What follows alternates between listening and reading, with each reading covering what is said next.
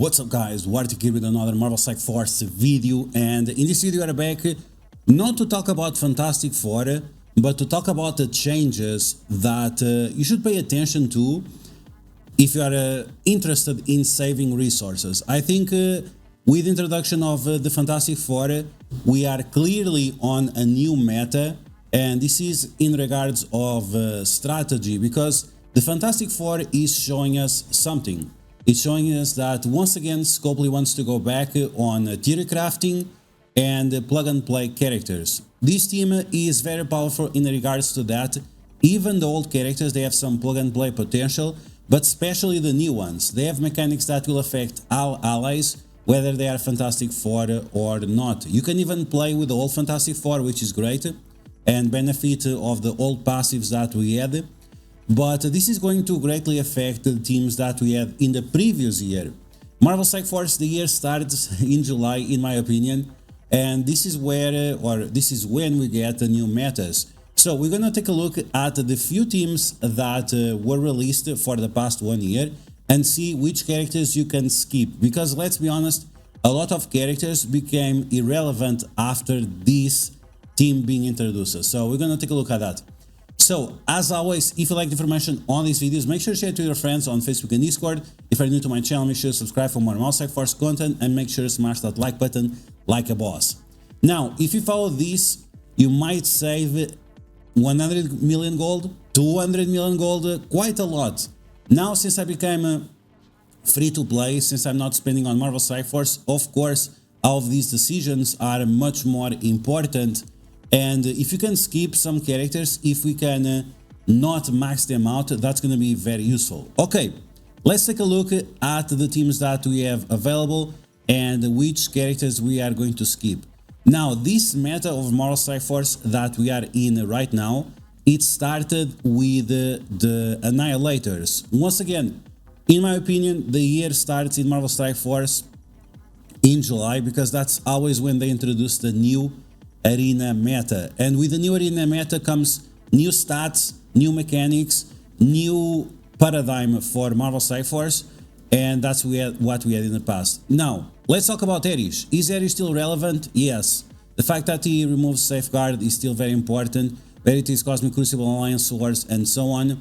He's still very slow, but now we are getting certain characters that allow or us to stop the enemies from going, or our team to take advantage of and maybe slow the enemies, or maybe just allow our allies to go fast. So I think Orcish is still a decent character for you to gear up, but he might have some problems because he's still slow. I hope they still figure out some team for this guy, because he has some potential, but that's something for the future. I'm not expecting any rework for this guy until 2026.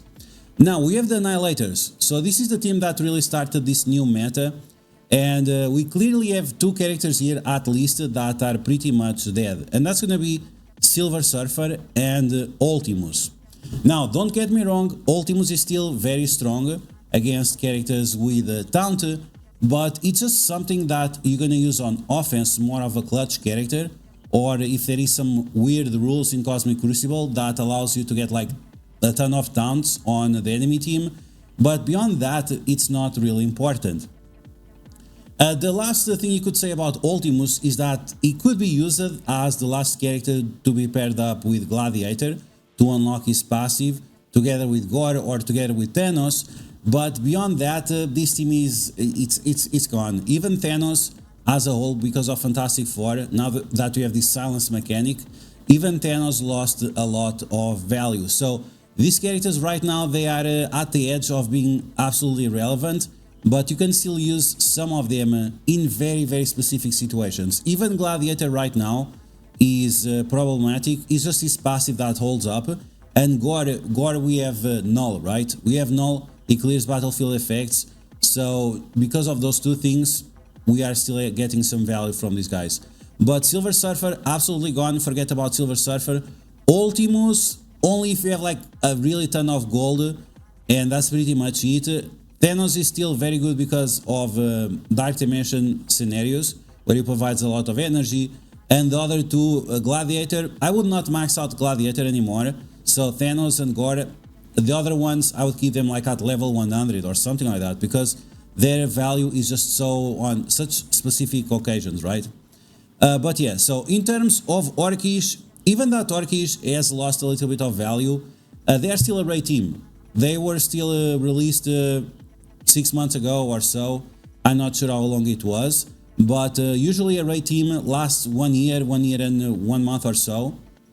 So whether you like it or not, these guys are still going to be part of the meta. Scientist Supreme, she can still be very annoying in Cosmic Crucible. The other guys depends, sometimes on offense, sometimes on defense.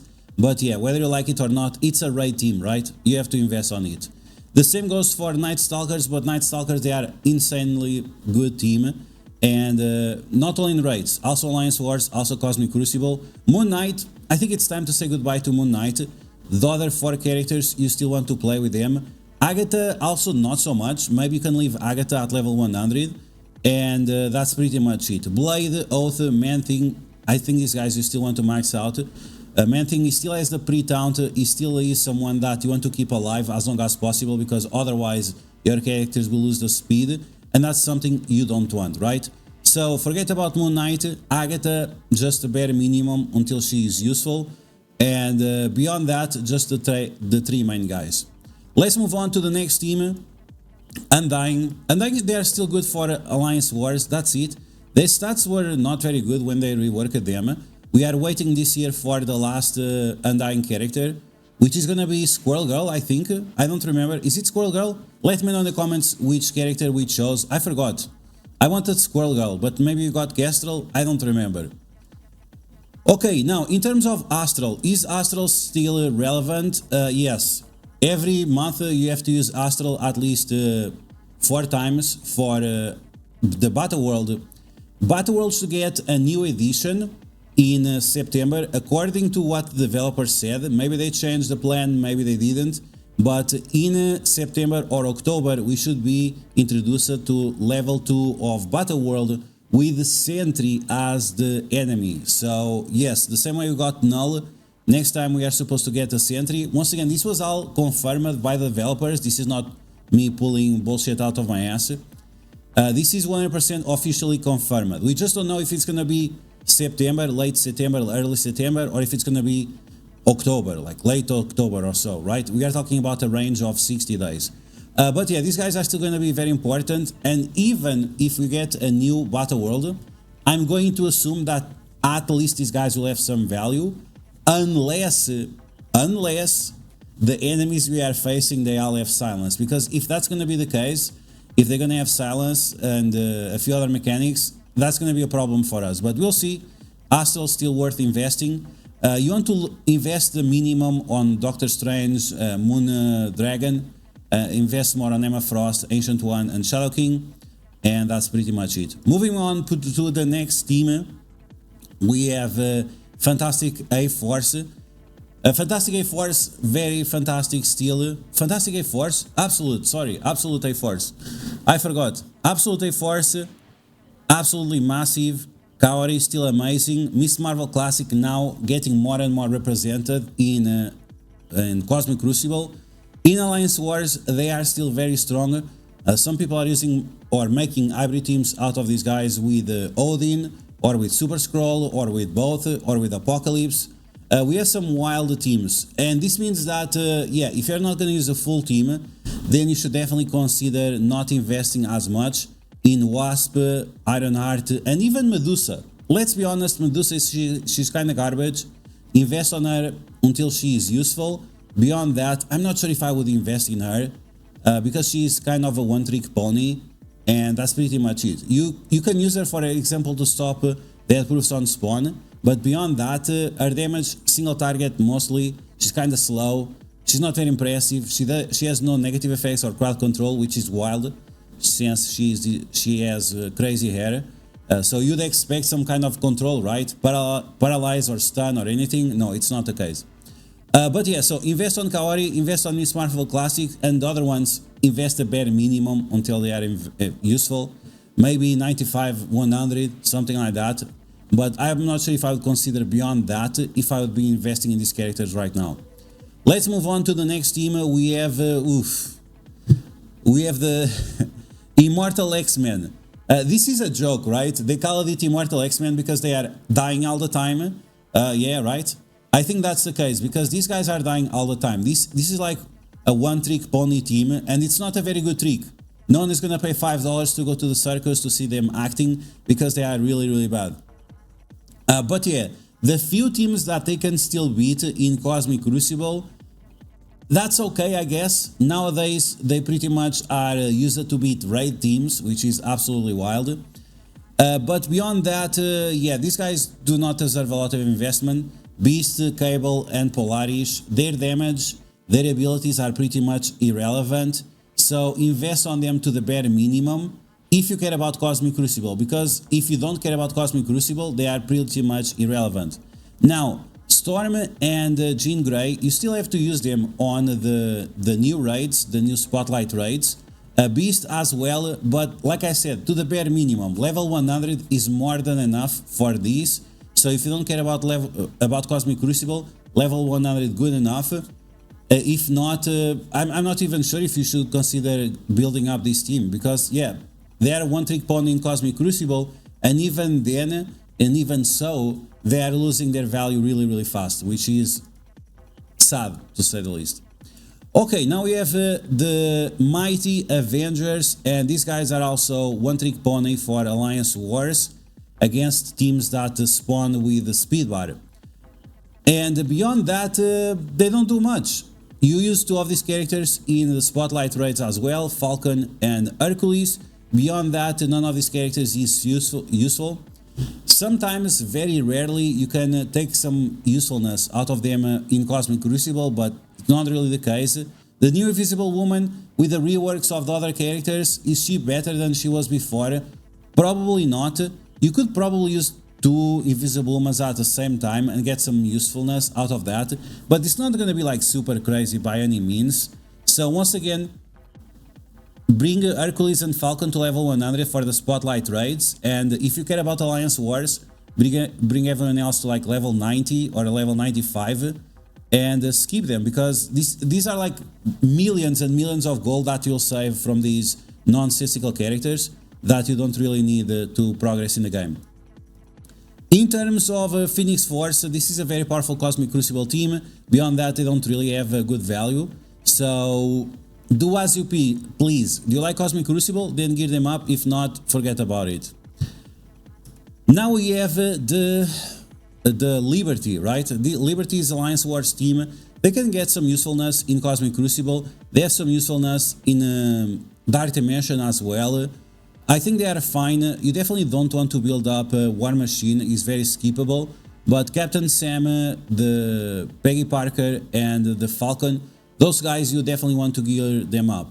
And then this guy, this midget over here, the Patriot, you want to build him up as much as you need, and that's pretty much it. He's not very useful, unfortunately. He supposedly does a lot of damage, but he doesn't really do a lot of damage, which is wild.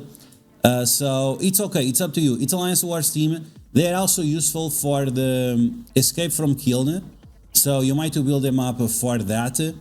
But if you think the rewards are really worth it, because once again we are talking about hundreds of millions of gold that you have to invest to get like 5 million gold of rewards. You always have to think about it, right? If you are limited on how much gold you have in trading materials, you really have to think about it. Okay, now we have the trash jammers, star jammers. These guys are absolute trash. They are not very good at all. They can be useful in Cosmic Crucible, and even so, it's like not against every team. It's pretty wild. They can beat Illuminati, which is a team from like 2 years ago. Great, I guess. They were released before this new meta change, but that's pretty much it. Should you invest on these guys for other game modes? I'm not sure. Are they useful in Dark Dimension? I'm not sure. I don't think so. A little bit, maybe, but even a little bit is already saying too much. Yeah, unfortunately, these guys are kind of a scam. In Alliance Wars, no usefulness. In Raids, no usefulness. And like I said, it's Cosmic Crucible, maybe, and even so, it's not on every match. Are they as bad as Immortal XMen? No, they are not as bad as Immortal XMen, but they are not like insane. Another problem with Immortal XMen and with Star Jammers is that they need to be a full team. They need to have the 5 characters, otherwise the team does not work, and that's absolutely not great. Moving on to the next team, we have these guys, what's their name? The Vigilantes. Vigilantes is a great team. You have to build them, it doesn't matter what, no matter what. Invest more on the new characters, especially Silver Sable, she's very important. Monkey King, he's also very important. Hit Monkey. And then we have Electra and Punisher. Invest as much as you need. The ones that really matter is Sable and Hit Monkey. Moving on, we have Quazar. Should you build up Quazar? Yes. He destroys in Alliance Wars. If there is a character that we want to invest, is this guy. Because wherever you put him, on any team, he's going to destroy the enemy team. So, huge value for your investment, right? He's free. You can get his awakened abilities for free as well. Definitely worth your time. Thunderbolts. Thunderbolts is another great team, so you have to invest whether you like it or not. There is no other possibility. They are a bio team. They are replacing the symbiotes. Symbiotes, they were supposed to get a rework next year or so for the Life Foundation. No news on that yet, so maybe in 2026.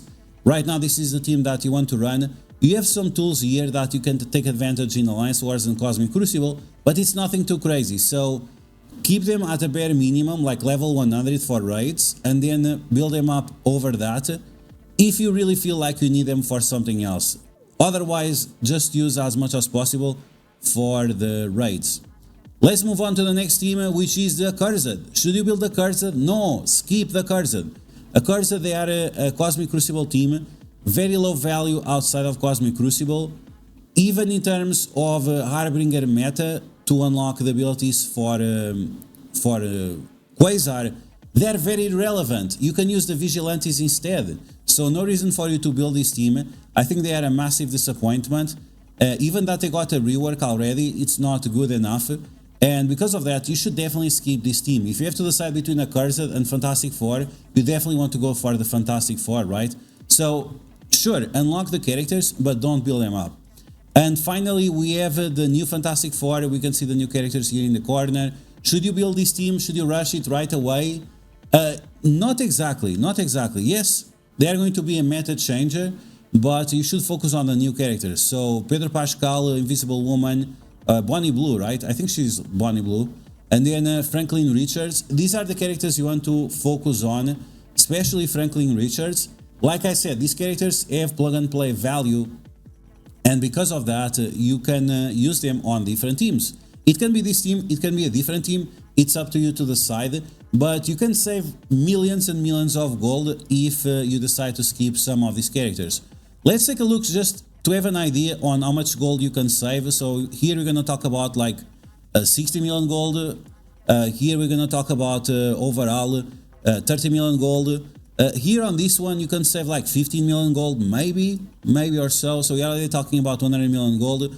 Here we have another, with these teams, we have another 100 million gold easily another 100 million gold. These ones, okay, you can save like 20 here, maybe more, a little bit than that. Here we can save another 20.